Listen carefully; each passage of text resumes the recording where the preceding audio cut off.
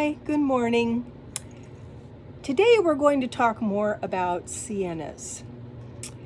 I personally prefer the Siennas in the 2007-2008 range. And in the more base models, you can buy one for a CE or an LE for $3,000 or $4,000. Now, you probably don't want to try to go do this at a dealer. A lot of dealers won't sell cars that old any longer. And the ones that do know that there are people out there looking for them, and they can really jack up the prices. So if you can, find one on Facebook Marketplace in the area that you are. If you go to something like autotrader.com, you can find them all over the country. And when you go down the list, pick nationwide and just start looking and shopping and seeing what's available and at what price. And on AutoTrader, they're generally much more, but even on AutoTrader, you can find them for $3,000 or $4,000. It also depends on the time of the year. Just like RVs are more expensive coming up to summer, because dealers know that people are going to be thinking, oh, I want to take a trip in an RV. So it's kind of the same thing with minivans. So you really have to shop around and just don't run out and buy one. Just research it, decide what you want and what you really want, and listen to all the opinions, and then make a determination as to what would be best for you. As I said, $3,000 or $4,000 for an older one. A new used Sienna today, I just looked it up, was $52,800. So buying an older Sienna, you might get something that's comparable in the mechanics if it's been well and gently used and taken good care of, and it's less than 10% of the cost. So I don't know about you, but I actually happen to like older things, because a lot of times, because I've been around here for 70 years, I remember when you bought a car or you bought an appliance, it worked well, and it worked well for years. I have a neighbor who has an air conditioner that's 40 years old and still working just fine. Can't do that today. You pay way, way, way more money, 90% more, and you don't get the time or the efficiency out of them that a 40-year air conditioner does, for sure. Siennas, I like the older Siennas, and some of the reasons are, and this video is going to be my more mechanical reasons why I prefer these types of vehicles. The new Siennas are, I think, all hybrids now, the very new ones, and that comes with it not only a huge price tag, but also costs far more to replace them. We had a Honda hybrid, which was a 2012, and that was the first year that the hybrids came out. Don't ever buy the first year of any new vehicle, because that one cost a lot of money, and I ended up having to replace the hybrid battery in it. And at the time, it cost $3,000. Now it would probably be $6,000. So yeah, hybrids right now, I don't know. Of course, they do get better gas mileage, but I think prices are going to be going down, way down in terms of gas in the United States soon. So that's probably not something that you're going to have to worry about. Also, the newer cars cost much more in insurance, of course, because it's much more expensive for the insurance companies to pay for a $52,000 car than it is to pay for a $4,000 car. Right now, in where I live, which is Ohio, I experienced in the last 2 weeks gas being $4.79, and 2 weeks later, it's now, as of yesterday, $3.79. So seems like prices are going down, and I think now they're going to go down and stay down, continue down and go down and stay down.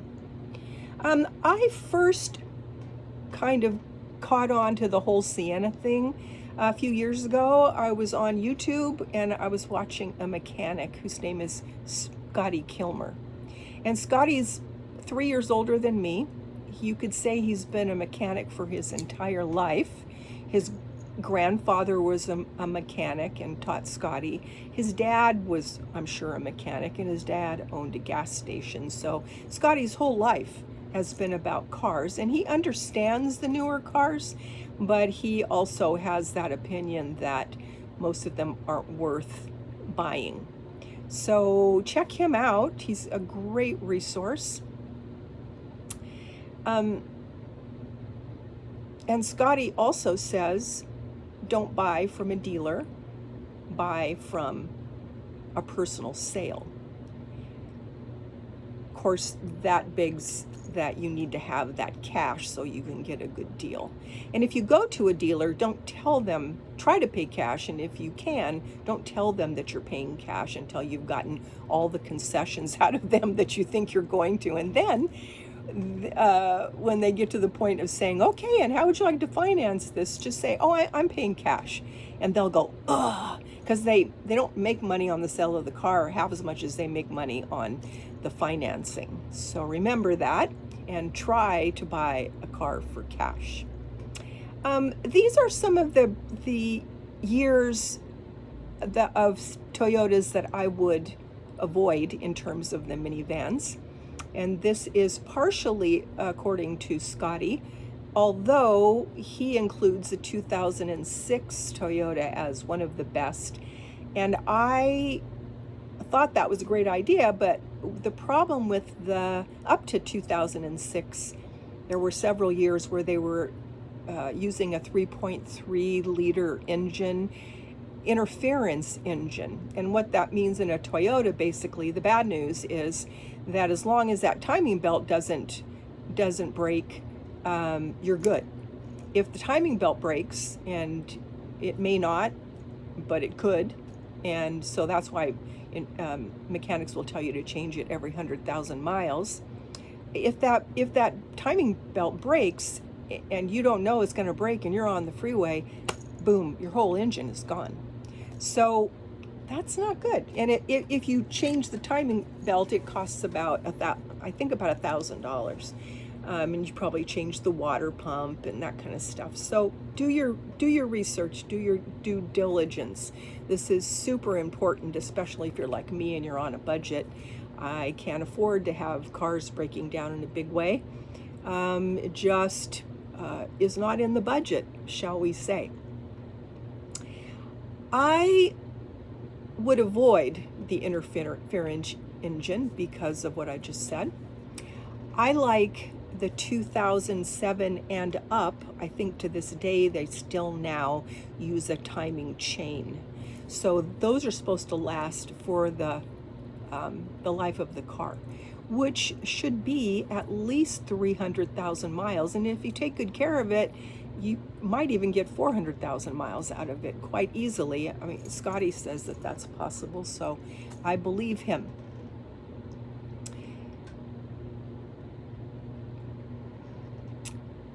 $200,000, $250,000, something like that. You can also get, I think starting in 2004, Toyota started making all-wheel drive Siennas as opposed to front-wheel drive Siennas. I personally, after researching it, feel like I don't want an all-wheel drive Sienna. And the reason for that is because that's just more mechanics to fix, more parts that will wear out and be fixed, because the all-wheel drive mechanisms are on each wheel. Whereas the front-wheel drive, and it's not necessary really, because the Sienna's, the engine is over the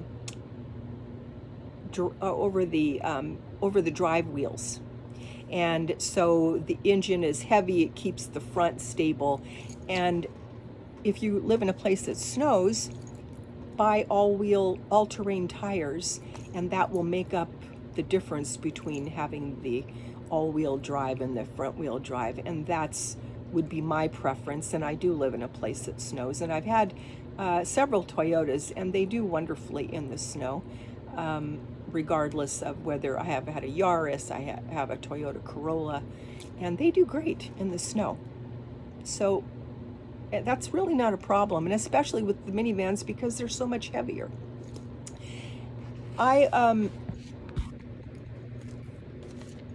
Toyota engines don't burn oil. Most mechanics will tell you that if you talk with them about it, and do talk with mechanics about that stuff. Go to a Toyota dealership and ask to talk to one of the senior technicians and ask them, what years do they like? Why? Where do they see the most reliable Toyotas? Toyotas are reliable in general, much more so than most cars, but I'm going for what's going to have the least amount of problems. Now, the other thing about getting a minivan as opposed to getting an RV is the insurance. And a minivan is a car, and an older minivan that's you paid $4,000 for is going to be much less expensive in terms of insurance than the newer, as I said at the beginning of this.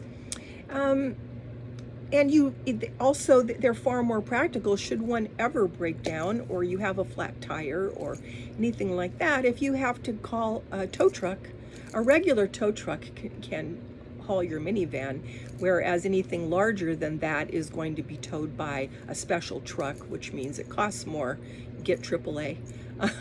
You probably have to buy special insurance for an RV for AAA, even if they even will insure RVs. I don't know. I've never asked, don't intend to, but that could be a problem. You need special mechanics to work on the larger vehicles, whereas with a Toyota, any Toyota, there's plenty of parts available. It's much simpler to work on.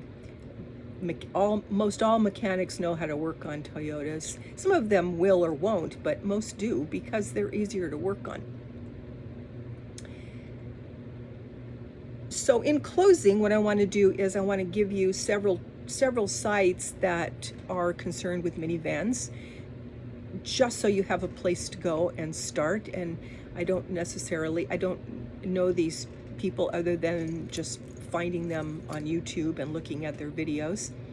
And the first one that I like is called Travel Design LA, and they have a video on this beautiful Zen Toyota Sienna camper that's no build but is just beautiful, and it's sort of based on that Japanese Zen feel. And they have I've seen other vans that Japanese people have put together, and they have special little compartments where they keep everything. And I know that you can buy plastic boxes on Temu that would be perfect for this, and they lock together and stack. And I might do something like that in my van as well. It's a good idea. So at Travel Design LA, and they also have a video up about solar on top of your vehicle, but I say get solar panels, but don't attach them to the top of your vehicle, because it'll just stand out. Even though there are rails and it kind of hides it, if you have somebody like a policeman looking at that car, they're going to see that, and they're going to say, there's probably somebody in that car. The thing about Siennas is, and a lot of minivans, probably all these days, they have tinted windows already. So it's normal to look at a Sienna and see, if it's parked somewhere, and see that the windows are dark. So it's easier to not notice that there is black reflectix in those windows because of that feature. So I think that is a really good thing. Okay, next we have at Minivan Campers. And they're one, and I'm not sure the only people that do the pop-up on top. So they cut out the top of your car and they put this pop-up in it. So it looks very much like the way our van again looked when we had it popped up. There was just a bar across, and you pushed up on the bar. It was super easy, and you could easily push up the pop top and then bring it down when you wanted to travel. But again, I think that would be a much better idea if you want to go you're going to use this Sienna as your camping vehicle, because you don't want to do that in a parking lot, unless you were in like a Cracker Barrel where everybody knows it's okay to park there. But normally you wouldn't want to do that if you were in a city, because you don't want to call attention to yourself. Another one is at Horizon Campers, at Horizon Camper Builds. And they have some nice camper builds, and this is wood, and they're designing cabinets and things to go into the van. And I would assume this is more of a, if you want your van to be a camper, because they're more difficult to take out. And then there's another one that I saw called MF Camper Vans, and he has showing a really cute little simple easy build that was quite impressive. So check those people out, and there are many others. I mean, they're just popping up all over the place. This minivan camping thing is really becoming a thing. So hope that was helpful. Take care of yourself. God bless, and I will see you on the next one. Bye-bye.